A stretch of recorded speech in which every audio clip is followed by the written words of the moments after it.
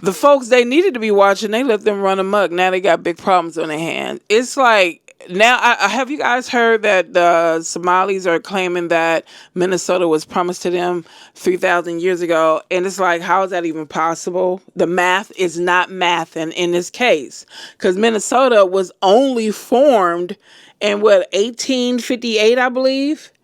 And then America is only a little bit over 200 years old. So what are you talking about?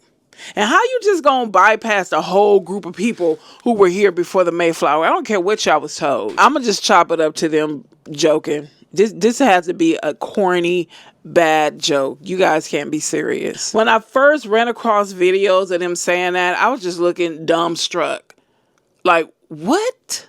Oh my God. Also, they have been watching Minnesota and the Somalian community for a minute because they saw that some Islamic groups were targeting the males because they were recruiting them. So they've been on their radar for a minute. But check this out. Yo, Minnesota was promised to us Somalis 3,000 years ago. And if you disagree, you're an anti-Christian bigot. A lot of Somalis don't know this, but the name Minnesota actually stems from two Somali words. One being Minan, which comes from the southern dialect of Somalia, which means home. And the second is Sota, which is like, Sota, there she is. Home, there she is, Minnesota.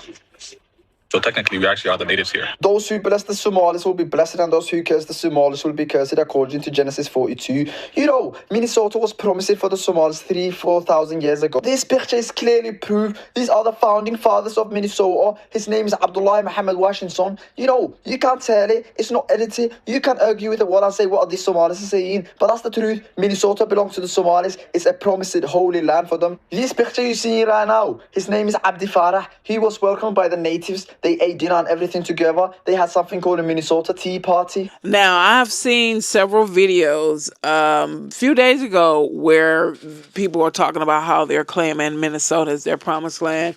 And then I've seen some articles saying that it's a satire, like they're talking like the Jews and how they say something is their promised land. Now, I'm at this point, as I was editing this short, I was listening to their clips and I was like, yeah, this has to be a joke. Ain't nowhere in the world. I've never, ever heard Minnesota being associated with them in that regards to being a promised land to them.